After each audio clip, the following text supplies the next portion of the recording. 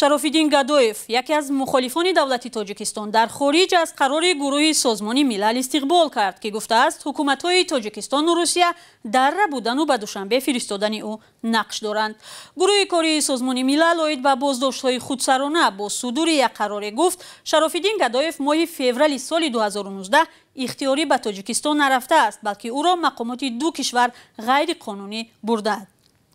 گروه مذکور از حکومت‌های تاجیکستان و روسیه خواسته است برای پایمال کردن حقوق گادویف باید به او جبران بپردازند. شرافیدین گادویف روز 25 ژانویه در یک پیام ویدیویی از هلند به رادیوی آزادی گفت: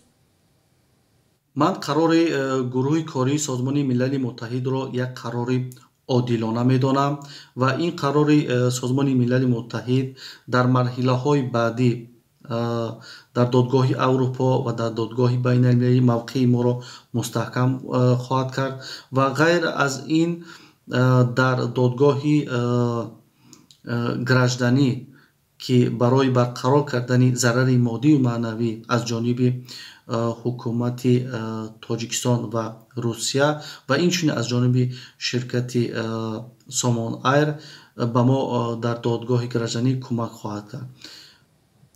شرافیدین گادویف همچنین گفت مراجعت او به سازمان ملل میتواند برای دیگر افرادی که مثل او از روسیه غیر قانونی به تاجیکستان برده شدند نمونه عبرت شود. و غیر از این ما تمام تلاش های خودمان را خواهیم کرد که عدالت برقرار شود و به مثل من اولین و آخرین نفر نیستم که از روسیه دزدیده می شوند و اولین نفرم هستم که از این حالت با کمک تلاش کشورهای غربی و سازمانهای بین المللی و جامعه شهروندی تاجیکستان آزاد شده ام. ولی باز یک پیامی هم میخواهم به افراد بدهم که آنهایی که نزدیکانشان را از روسیه دزدیده به تاجیکستان میارند و بیگناه به خاطر موقع و دیدگاه های سیاسیشان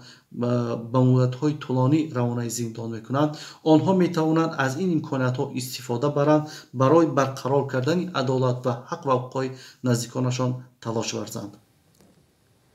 شرافیدین گادویف روز 13 فوریه سال 2019 به مسکو رفت ولی صبح 15 فوریه در دوشنبه پیدا شد. در نامه حکومت تاجیکستان به گروه سازمان ملل هم آمده است که شرافیدین گادویف خودش از مسکو به دوشنبه آمده است. مقامات انتظامی میگفتند که او اختیاراً برگشته است ولی بعد مراجعت‌های جامعه بین المللی حکومت به او اجازه داد دیگر باره به هلند مکان اقامت دائمیش برگردد.